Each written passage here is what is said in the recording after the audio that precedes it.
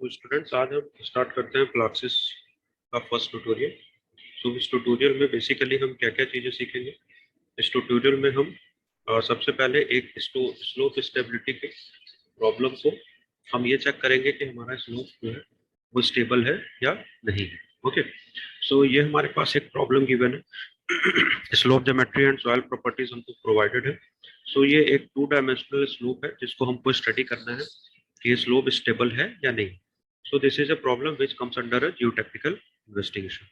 So lower layer हमको provided है जिसमें हमको दो layers में particular ये slope बना है, lower layer and upper layer।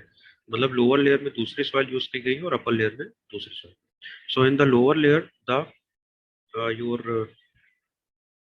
Poisson's ratio is 0.23, modulus of elasticity is 25,000, cohesion is 8 kilonewton per meter square, your angle of frictional resistance is 25 valency factor is 0 and your density is 18 kilometre per metre cube.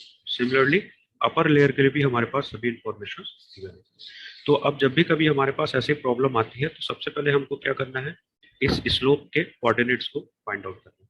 सो हम यहाँ पर दो चीजें देखें। सबसे पहले कि मेरा ये जो स्लोप है एक्स डायरेक्शन में कहाँ से कहाँ तक वेरी कर रहा है, it is varying from 0 to 40 and similarly Y direction में ये वेरी कर रहा है 0 to 40 सो लाइकवाइज इसी तरीके से हम हमारे सभी कोऑर्डिनेट्स को लिख लें 0 0 40 0 44 34 29 10 14 0 14 एंड 0 9। ये सिर्फ हमने कोऑर्डिनेट्स लिखा है। 0 0 that is origin, 44 that is we have to move 40 in x and 0 in y. Similarly 0 9 means we have to move 0 in x and 9 in your y direction। तो इस तरीके से हम सभी कोऑर्डिनेट्स जो है हम उसको लिख लें।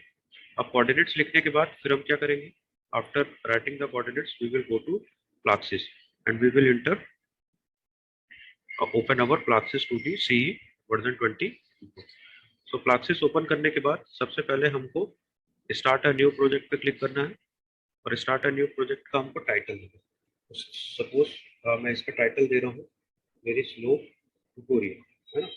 स्लोप ट्यूटोरियल में स्लोप स्टेबिलिटी चेक कर रहा हूँ तो मैं स्लोप ट्यूटोरियल इसका टाइटल का नाम दूँ। Now next, moving towards the next, the model is plane strain and axis symmetry. तो जैसे कि मैंने पहले भी बताया था आपको, प्लेन स्ट्रेन मीन्स होता है जब भी कभी हमको अर्थ एम्बैकमेंट, जो कि अभी हम स्टडी कर रहे हैं, रिटेनिंग वॉल्स, स्ट्रिप फुटिंग्स या ऐसे ही अदर लॉन्ग स्ट्रक्चर्स के बारे में स्टडी करनी है तो हम प्लेन स्ट्रेन एलिमेंट को चूज करते हैं। और अगर हमको स्मॉल फाउंडेशंस की स्टडी करनी है, जैसे कि कोई भी हमारे पाइल फाउंडेशन हो गया, ओके, या कोई भी कंसंट्रेटिव लोड्स की स्टडी करनी है जिनका प्लान एरिया बहुत कम होता है, तो उसके केस में हम एक्सिस सिमेट्री चूज करते हैं। तो then we will go for plane strain. And now moving towards the x max, x minimum, y minimum, y max। तो x max, x minimum क्या है, जो हमारी कोऑर्डिनेट की डिस्टेंस है। तो मेरे x डायरेक्शन में मेरा जो स्लोप मैं डिस्कस कर रहा हूँ वो 0 से 40, दैट इज x मिनिमम हो जाएगा मेरा 0 और x मैक्स हो जाएगा मेरा 40। सिमिलरली मेरा y मिनिमम हो जाएगा 0 एंड y मैक्स हो जाएगा 40। सो आते हैं फिर से क्लासेस में। तो x max 0 and y max will be 40। Similarly y minimum will be 0 and y max will be 40। So इसको मैं कर दूंगा ओके। ओके करने के बाद नेक्स्ट जो मुझे को मेरे पास प्रॉब्लम मुझे डिस्कस करनी है।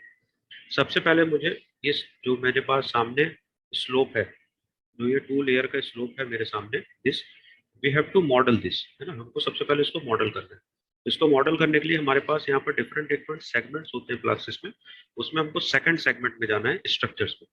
जो फर्स्ट सेगमेंट है सॉयल, वहां पर हम क्या देंगे, वहां पर हम particular information related to soil provide करेंगे। Now I will go to structures. मैं स्ट्रक्चर्स पे क्लिक करूंगा और स्ट्रक्चर्स में क्लिक करने के बाद मैं यहाँ पर जो मेरा ड्रॉप डाउन मेनू है, यहाँ पर मैं क्रिएट सॉयल पॉलीगन को सेलेक्ट करूंगा। तो क्रिएट सॉयल पॉलीगॉन को जैसे ही मैं सेलेक्ट करूंगा, यहाँ पर मेरे पास आ जाएगा क्रिएट सॉयल पॉलीगॉन, सबसे जो फर्स्ट ऑप्शन है उसमें क्लिक करने के बाद मेरे को क्या करना है, मुझे मेरी ज्योमेट्री बनानी है। ओके, सो ज्योमेट्री मेरे पास है, ये रही मेरी ज्योमेट्री, है ना। मुझे सबसे पहले 0 0 नोड बनाना है, उसके बाद 40 0 नोड बनाना है, 44 बनाना है, 34 बनाना है, 29 बनाना है, 10 14 बनाना है, 0 14 बनाना है, 0 9 बनाना है। तो सबसे पहले हम लोअर लेयर को फॉर्म करेंगे लोअर लेयर फॉर्म करने के बाद फिर हम अपर लेयर पर जाएंगे।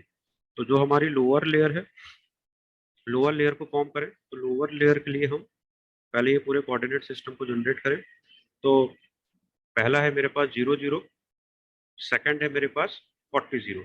तो मैं यहाँ पर देख लो 40 0 कहाँ आ रहा है, ये मेरा कर्सर यहाँ पर जैसे आएगा तो it will give 40 0। After moving 40 0 we will move upward, तो हियर वी विल गेट 44। जो कोऑर्डिनेट्स मैंने भी आपको इमेज में दिखाए मैंने उसी कोऑर्डिनेट्स के हिसाब से काम कर रहा हूँ। Now next we will move towards 34। Okay, 34 is our next coordinate for first layer, that is lower layer, and next is 29. So I will go to 20 and 9 here. This is the 29, and after that I will go to 0 9. So इस तरीके से मेरी first layer complete हो गई। आप right click करिए, आपका cursor हट जाएगा। आप हमको दूसरी लेयर बनानी है, तो for the preparation of second layer I will go again. मैं ये 0 9 पर फिर से अपने पॉइंटर को क्लिक करूंगा और इसके बाद मैं टॉप पर जाऊंगा। तो यहाँ पर मुझे 0 14 तक जाना था, तो I will go to 0 14। After that I will go to 10 14। मेरी नेक्स्ट जो मुझे कोऑर्डिनेट था 10 14 था, और उसके बाद मेरा यही कोऑर्डिनेट था जहाँ पर मैंने पिछला वाला लोअर लेयर एंड करा था, तो वो था 29। तो और फिर यहाँ पर मैं राइट क्लिक कर दूँ तो मेरा मैं बाहर आ जाऊंगा, और इस फंक्शन से निकलने के लिए मैं यहाँ पर सेलेक्ट में क्लिक करूँ। तो इस तरीके से मेरे दोनों लेयर फॉर्म हो चुके हैं, जो कि layer lower layer and this is the top layer. अब मुझे चेक करना है कि इसकी स्लोप स्टेबिलिटी है कितनी है, और मेरा स्लोप स्टेबल रहेगा या नहीं रहेगा। सो नेक्स्ट, ये तो मैंने सिर्फ अपनी जियोमेट्रिकल कॉन्फ़िगरेशंस के हिसाब से स्लोप बनाया है। इसके बाद मुझे फिर से जाना है सॉइल पर। ठीक है, again I will move towards the soil. मैं सॉइल पर क्लिक करूंगा यहाँ पर, और सॉइल पर क्लिक करने के बाद मैं सबसे पहले जाऊंगा यहाँ पर, मुझे मिलता है show material. Okay, after going in show material, मैं शो मटेरियल पे क्लिक करूंगा और यहाँ पर न्यू ऑप्शन पे आऊंगा, क्योंकि मुझे नया मटेरियल बनाना है। अगर मैंने कोई पहले से मटेरियल बना रखा है तो वो यहाँ पर मुझे दिखेगा। मैं इधर से भी सेलेक्ट कर सकता हूँ, पर मुझे अभी कोई से पहले से कोई भी मटेरियल की डायरेक्टरी अवेलेबल नहीं है। तो I will go to new material, और न्यू मटेरियल में सबसे पहले मैं लिखता हूँ लोअर लेयर। सबसे पहले अपर लेयर के लिए बना लेते हैं upper layer. Okay, this is my upper layer, ये नाम हो गया उस सॉइल का। अब यहाँ पर डिफरेंट डिफरेंट मटेरियल मॉडल्स मिलते हैं। मोर कोलम मिलता है, और हमको मिलता है linear elastic hardening soil, HS small soft soil. इसका एक ओवरव्यू छोटा सा दे देता हूँ। जैसे लीनियर इलास्टिक हमको कब यूज करना है, जब हमारी सॉइल जो है बहुत ज्यादा स्टिफ कंडीशन में, मीन्स उसमें वाटर कंटेंट बहुत कम है और मेरी सॉइल स्टिफ है ना, बहुत ज्यादा हार्ड है। सेकंड, मोर कोलम हम कब यूज करते हैं, तो सबसे मोस्ट कॉमन प्रोसीजर होता है जिसमें लिटिल बिट ऑफ हमारी जो सॉइल है उसमें सेचुरेशन लेवल भी है, तो हम मोर कोलम यूज करते हैं, जो कि जनरली हमारी सॉइल में तो नेचर में जैसी मिलती है। उसके अलावा हार्डनिंग है, तो अगर हमको कंसोलिडेशन के रिजल्ट स्टडी करनी कि कितना मेरा वॉल्यूम कंप्रेस हुआ है और कितना मेरा वॉल्यूम कम हो गया, तो कंप्रेसिबिलिटी और कंसोलिडेशन से रिलेटेड इश्यूज अगर मुझे डिस्कस करने हैं तो then I will go for hardening soil. तो हम चूज करेंगे मोर कॉलम, और मोर कॉलम के बाद नेक्स्ट ऑप्शन हमारा आता है ड्रेन। तो ड्रेन हम बेसिकली जब भी कभी हमारे पास सैंड ग्रेवल्स होती है तो हम ड्रेन यूज करते हैं। और उसके बाद ऑप्शन होता है अनड्रेन्ड। अनड्रेन्ड हम यूज करते हैं जब भी कभी हमको स्ट्रेंथ और स्टिफनेस पैरामीटर्स को कैलकुलेट करना होता है। आफ्टर दैट हमारे पास एक होता है अनड्रेन्ड बी, वो हम यूज करते हैं स्टिफनेस पॉइंट ऑफ व्यू से जब हमको मॉडुलस ऑफ इलास्टिसिटी वगैरह निकालनी होती है। सिमिलरली अनड्रेन्ड सी भी हम यूज करते हैं जब हमको हाई स्टिफनेस पैरामीटर्स को स्टडी करनी होती है, और जिसमें कोहेजन्स वगैरह भी आते हैं, जिसमें कोहेजन और इलास्टिसिटी दोनों आ जाते हैं। तो इस तरीके से ये, तो सबसे पहले हमारा जो कॉमन पर्पस है अभी हम ड्रेन यूज कर रहे हैं, क्योंकि हमारी सॉइल कैसी है, कोहेजन लेस है, सैंड ग्रेवल। सो यहाँ से मैं चाहूँ तो इसका कलर चेंज कर सकता हूँ मेरी सॉइल का। मैं सॉइल का कलर कुछ ले लेता हूँ, और यहाँ पर मैं उसकी गामा अनसेचुरेटेड लिख देता हूँ। तो मेरे पास प्रॉपर्टी से मेरे को मिली थी, तो गामा अनसेचुरेटेड मुझे मिली थी 17। ओके, गामा सेचुरेटेड थी हमारे पास 18। और इसके बाद मुझे जाना है पैरामीटर में। Next factor is our parameter. तो पैरामीटर में जाके फिर मुझे मॉडुलस ऑफ इलास्टिसिटी की वैल्यू इंटर करनी है, जो कि थी 15,000। ओके, उसके बाद मुझे सी दैट इज कोहेजन की वैल्यू इंटर कर 0. सॉरी, उसके बाद मुझे यहाँ पर 0.25 इंटर करना है क्योंकि मेरा पॉइजन रेशो था।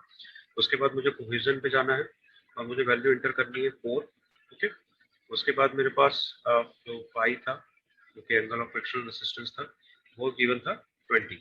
जितनी वैल्यूज मुझे इंटर करनी है, इतनी इन्फॉर्मेशन मेरे पास मेरी सॉइल से रिलेटेड थी। बाकी इन्फॉर्मेशन और भी बहुत सारी है, पर वो डिफरेंट डिफरेंट कंडीशंस के अकॉर्डिंगली है। तो मैं यहाँ पर ऐसी विंडो पर डबल क्लिक करूंगा तो मेरे पास ये ओके का ऑप्शन आ जाएगा, मैं इसको ओके कर दूंगा। तो इस तरीके से मेरी एक अपर लेयर सॉइल बन गई। फिर से मैं एक लोअर लेयर सॉइल बनाना चाहता हूँ, फिर से मैं न्यू पे जाऊँ और यहाँ पर सॉइल का नाम दे दूँ lower layer, lower layer, okay, lower layer. More column रहेगा, ड्रेन रहेगा। इसका कलर मैं चाहूँ तो किसी डिफरेंट कलर को यूज कर सकता हूँ। इसकी जो गामा सैचुरेटेड और अनसैचुरेटेड की वैल्यू मेरे को मेरे ट्यूटोरियल में गिवन थी, दैट इज 18 एंड 19। तो ये दोनों वैल्यू मेरे पास गिवन है। पैरामीटर्स मेरे पास मॉडुलस ऑफ इलास्टिसिटी 25,000 गिवन थी। जो पॉइजन रेशियो गिवन था वो गिवन था 0.23। मेरे पास जो कोहेजन वैल्यू गिवन थी वो थी 8। ओके, मेरे पास जो फाई गिवन था वो था मेरे पास 25। और मैं यहाँ डबल क्लिक करूंगा विंडो पे मेरी, तो ये ओके आ जाए। ओके, तो मेरी दोनों लेयर्स होगी। अब दोनों लेयर मेरी बन गई है, पर इन दोनों लेयर को मुझे क्या करना है, इन दोनों लेयर को मुझे मेरी सॉयल जो मेरा मैंने ज्योमेट्रिकल कॉन्फ़िगरेशन यहाँ पर बनाया है उसमें मुझे इन दोनों को असाइन करना है। तो असाइन करने के लिए सिंपल है, मुझे अपर लेयर तो अपर लेयर में असाइन करना है, लोअर लेयर को लोअर लेयर। तो सबसे पहले लोअर लेयर में यहाँ से सेलेक्ट करूंगा, उसको ड्रैग करके लोअर लेयर पे छोड़ दूंगा। ओके, सिमिलरली अपर लेयर को ड्रैग करके अपर लेयर पे छोड़ दूंगा। तो मेरे ऑलरेडी ड्रैग करके उस जो एरिया इंक्लोज्ड है वहां पर अपने आप को दोनों असाइन हो जाएंगे और यहाँ पर सिंपली मुझे ओके कर देंगे। तो इस तरीके से मेरे स्ट्रक्चर्स वाला पार्ट हो गया, सॉइल वाला पार्ट। नेक्स्ट होता है मैश, क्योंकि ये फाइनाइट एलिमेंट बेस्ड मॉडलिंग है। इसमें मैश की बहुत ज्यादा इंपॉर्टेंस है, क्योंकि जब तक मैश हम जनरेट नहीं करेंगे एनालिसिस नहीं होगा। तो मैश करने के लिए हम यहाँ पर जाएंगे, मैश ओपन करेंगे, मैश में हम जाएंगे जनरेट मैश में, और जनरेट मैश पे क्लिक करने के बाद यहाँ पर डिफरेंट डिफरेंट मैश के साइजेस है। तो हम मीडियम कर सकते हैं, फाइन कर सकते हैं, वेरी फाइन कर सकते हैं। हम जितना छोटा से छोटा मैश क्रिएट करेंगे उतना अच्छा रिजल्ट हमको मिलेगा। तो इस केस में भी हम मीडियम पे करके देख रहे हैं। आप लोग सेम प्रॉब्लम को फाइन पे भी करके देख सकते हैं, वेरी फाइन पे भी करके देख सकते हैं। तो हम इसको मीडियम पे करके ओके कर देंगे और यहाँ से ये अपने आप मैश का जो जनरेशन है वो हो गया। मैश को जनरेट हुई है, कैसे हुई है, कितनी हुई है, ये हमको देखना है। तो जहाँ से हमने जनरेट मैश ऑप्शन दिया था उसी के नीचे हमको व्यू मैश ऑप्शन, तो हम व्यू मैश पे क्लिक करें, स्टार्टिंग आउटपुट दिखा जाएगा आपकी स्क्रीन पर और इस तरीके से आपके सामने मैश जो जनरेट हुआ है वो दिखने लगेगा। ये इस तरीके से मैश पूरे जनरेट होगा। सो ये मैश जनरेशन हो गया। इस विंडो को हम बंद कर दें। मैश जनरेशन के बाद हमारे पास नेक्स्ट जो ऑप्शन आता है, अच्छा एक चीज का ध्यान रखना है, जब भी कभी हमारे यहाँ पर जो पर्टिकुलर ये पोर्शन है,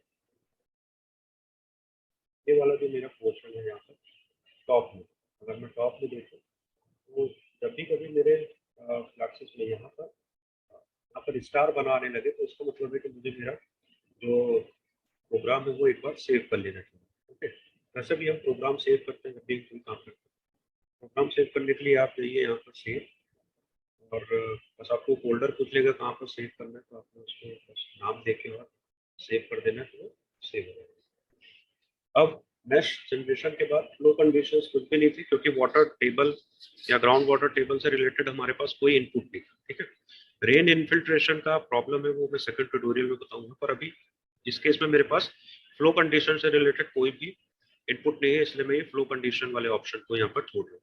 मैं आ जाऊंगा स्टेज कंस्ट्रक्शन में। किसने डिफरेंट डिफरेंट लोड्स लग सकते हैं मेरे ऊपर, मेरे स्लोप पे या फिर मेरी सॉइल पर, जो डिफरेंट डिफरेंट स्टेजेस पे हम कंस्ट्रक्शन वर्क करते हैं या फिर जो भी वर्क करते हैं, हम उसको यहाँ पर डिफाइन कर सकते हैं। तो सबसे पहले हमारे पास एक यहाँ पर ऑप्शन इनिशियल फेज गिवन रहता है हमेशा। तो हम इसको एडिट करना चाहते हैं तो इनिशियल फेज पे आप डबल क्लिक करिए। यहाँ पर आपको सबसे पहले कुछ कुछ चीजें दिखेंगी, जैसे केओ प्रोसीजर और ग्रेविटी। ओके, तो अगर आप यहाँ पर थोड़ा सा इसको पढ़ेंगे तो केओ प्रोसीजर है, अगर हमको इफेक्टिव स्ट्रेस, पोर प्रेशर और स्टेट पैरामीटर्स को डिफाइन करना है तो हम केओ प्रोसीजर ऑप्ट करते हैं।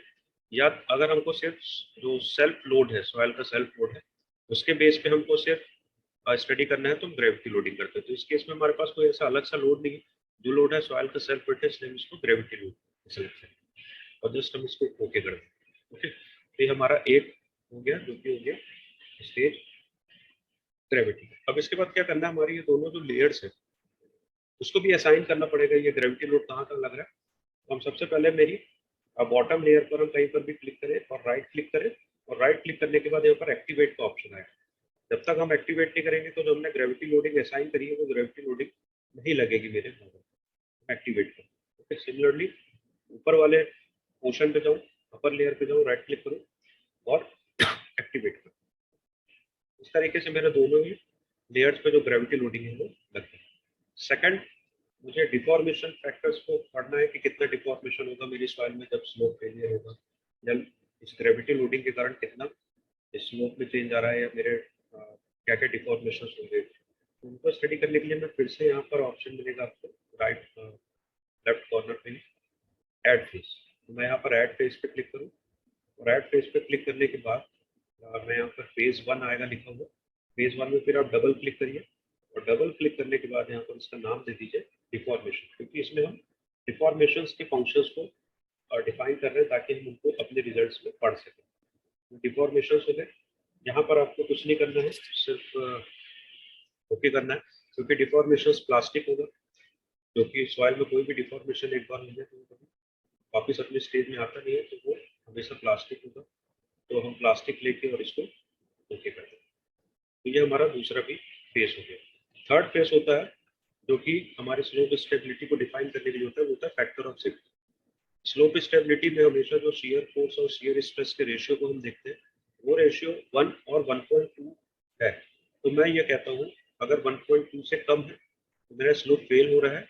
जनरल गाइडलाइंस 1 कहती है, अगर वो रेशियो 1 से कम आता है तो मेरा स्लोप फेल हो रहा है। 1 या 1.2 से ऊपर आए मेरा रेशियो, इट मींस मेरा जो स्लोप है वो स्टेबल रहेगा। तो इसको फाइंड आउट करने के लिए मैं फिर से क्या करूँगा, पहले इनिशियल फेज, जहाँ ये कॉर्नर पे लेफ्ट कॉर्नर पे जहाँ इनिशियल फेज लिखा था मैं उस पर क्लिक करूंगा, और उस पर क्लिक करने के बाद फिर से ऐड फेज करूंगा, और ऐड फेज में फेज 2 में मैं फिर से डबल क्लिक करूंगा, और डबल क्लिक करने के बाद ये जो मेरा यहाँ पर था, मैं इसको नाम दे दूंगा FS। FS means factor of safety. Next मैं यहाँ पर प्लास्टिक में जाऊंगा, यहाँ पर मैं सेफ्टी कंसिडर करूँगा, सेफ्टी है ना, और सेफ्टी के बाद मैं इसको ओके करूँगा। तो मेरे तीनों फेज डिफाइन है। लोड जो लग रहा था, डिफॉर्मेशन जो हमको पढ़ना है, फैक्टर ऑफ सेफ्टी हमने डिफाइन करा है जो कि हमको कैलकुलेशन में चाहिए। तो यहाँ तक हमारा पूरा इनपुट का काम हो गया। अब आउटपुट आएगा, तो आउटपुट फाइंड आउट करने के लिए आप क्या करेंगे, कैलकुलेट। यहाँ पर आपके पास जो ड्रॉप डाउन है, यहाँ पर आपको पूरा ये कैलकुलेट पे क्लिक करना है, और कुछ फीडबैक्स आएंगे, आप उसको इग्नोर कर दीजिए। आपकी जो कैलकुलेशन है स्टार्ट होगा। कैलकुलेशन कितनी देर चलेगी, it depends upon your RAM, your CPU condition. जितना आपका सिस्टम अच्छा परफॉर्मेंस कर रहा होगा उतनी जल्दी कैलकुलेशन हो जाएगी। तो यहाँ पर बहुत तेजी से एक बार कैलकुलेशन हो जाएगी, उसके बाद हम रिजल्ट्स को पढ़ेंगे। और मेन हमारा टारगेटेड एरिया रहेगा फैक्टर ऑफ सेफ्टी का रेशियो देखना, कितना रेशियो आ रहा है, क्या वो 1 से कम आ रहा है, 1.2 से कम आ रहा है, या फिर 1.2 1 से ऊपर। सो हमारा रिजल्ट हो चुके हैं। अब रिजल्ट्स को देखने के लिए हम यहाँ पर करेंगे व्यू कैलकुलेशन। यहाँ पर क्लिक करूंगा, स्टार्टिंग स्पीड विंडो को बंद कर दूं। यहाँ पर देखिए आपके सामने रिजल्ट्स आ चुके हैं। इन रिजल्ट्स को मुझे स्टडी करना है, तो सबसे पहले मैं यहाँ पर मेरा फैक्टर ऑफ सेफ्टी वाला फेज 2 ले लूँ, और डिफॉर्मेशंस में मैं टोटल डिस्प्लेसमेंट व्यू सेलेक्ट करूँ। तो कुछ इस तरीके से मेरे पास यहाँ पर बन के आएगा दिस रेड पोर्शन। ये जो रेड पोर्शन दिख रहा है, this is the slip circle. हम स्लोप स्टेबिलिटी में मूव सर्कल्स में इन सब में स्लिप सर्कल पढ़ते हैं। So this is the most vulnerable part of our slope, और जहां पर हमारे सबसे ज्यादा स्ट्रेस होगा, और यहीं पर मेरे स्लोप के फेल होने के चांसेस रहेंगे। तो ये रेड पोर्शन वही था। डिफॉर्मेशन देखना है तो मैं डिफॉर्मेशन पे क्लिक करूँ, तो मुझे ये डिफरेंट डिफॉर्मेशंस मिलेंगे। Maximum value of deformation is 0.3862 × 10⁻³ at element 14 node 1310। आप यहाँ पर जो कलर कोडिंग है उसके हिसाब से देख सकते हैं। ब्लू हमारी सबसे कम कलर कोडिंग, मतलब सबसे कम डिफॉर्मेशन है, और रेड सबसे ज्यादा है। तो सबसे ज्यादा हमारा जो डिफॉर्मेशन आ रहा है वो इस पार्ट में आ रहा है। ओके, तो अभी हम इस ट्यूटोरियल में क्या पढ़ना चाहते हैं? इस ट्यूटोरियल में हम डिफॉर्मेशन वाले पार्ट में नहीं जा रहे हैं।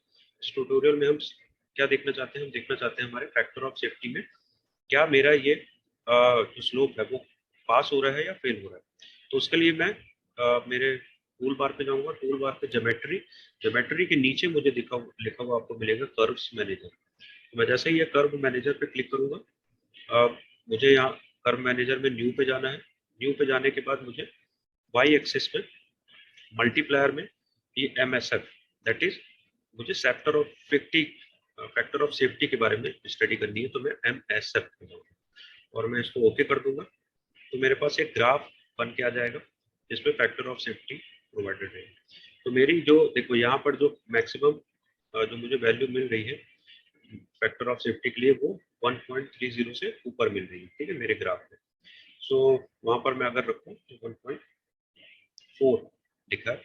तो इसको और इनहेंस वे में पढ़ने के लिए मैं क्या करूँ, यहाँ पर मेरे पास ऊपर ही टेबल का ऑप्शन आता है, टेबल। तो जैसे मैं टेबल पे क्लिक करूंगा और मैं सबसे आखिरी वाले स्टेप पे जाऊँ, सबसे नीचे इसको मैं स्क्रॉल करके जाऊँ तो 1.351, ओके। तो दिस 1.351 क्या हो गया? This is the my factor of safety का जो रेशियो आ रहा है। मैंने क्या बोला था कि अगर 1.2 या फिर 1.2 से ऊपर है, स्टैंडर्ड 1 कहते हैं पर कई बार उसको 1.2 भी बोलते हैं। 1.2 से अगर ऊपर हमारी फैक्टर ऑफ सेफ्टी आ रही है तो मेरा स्लोप जो है वो स्टेबल होगा। तो मेरा फैक्टर ऑफ सेफ्टी के लिए शुरू कर 1.351, एटलीस्ट मेरा जो स्लोप है ये ओके। मैं इसको क्लोज कर दूं,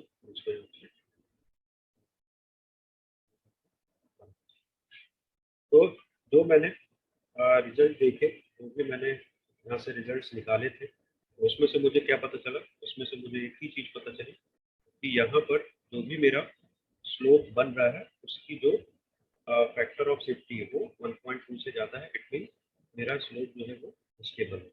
उसको अगर मुझे यहीं पर विंडो में लिखना है तो मैं कैसे लिखता हूँ? सबसे पहले मैं अपने फैक्टर ऑफ सेफ्टी को सेलेक्ट कर लूँ, यहाँ से डिफॉर्मेशन वाले पार्ट को सेलेक्ट कर लूँ, और आप साइड में फिर जाएंगे, लेफ्ट कॉर्नर पे आएंगे तो यहाँ पर आपको मिलता है add level annotation.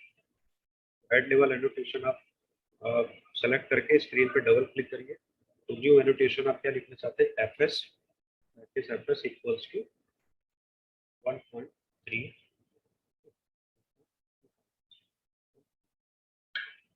This is my और मैं इसको यहाँ पर तो इस इमेज को आप फिर अपने प्रोजेक्ट में लगा सकते हैं या फिर अपनी फाइल में लगा सकते हैं, जिससे पता चल जाएगा कि ये 0 to 40 मीटर लेंथ का और 0 to 40 मीटर हाइट का, तो ये हमने डबल लेयर का स्लोप बनाई थी। इसमें दो डिफरेंट डिफरेंट लेयर्स थे और दोनों ही लेयर में जो सॉइल थी वो अलग थी, उनका मॉडुलस ऑफ इलास्टिसिटी अलग था, कोहेजन अलग था। तो उसके लिए जो मेरी फैक्टर ऑफ सेफ्टी आ रहा है वो आ रहा है 1.3। सो दैट्स ऑल ये ट्यूटोरियल। इसके बाद फिर हम नेक्स्ट ट्यूटोरियल में जब मिलेंगे तो हम सेम प्रॉब्लम पे इन्फिल्ट्रेशन, जो रेन होती है क्योंकि स्लोप है, बारिश में भी वो वनरेबल होता है, बारिश भी उसके ऊपर आएगी, तो हम इन्फिल्ट्रेशन स्टडीज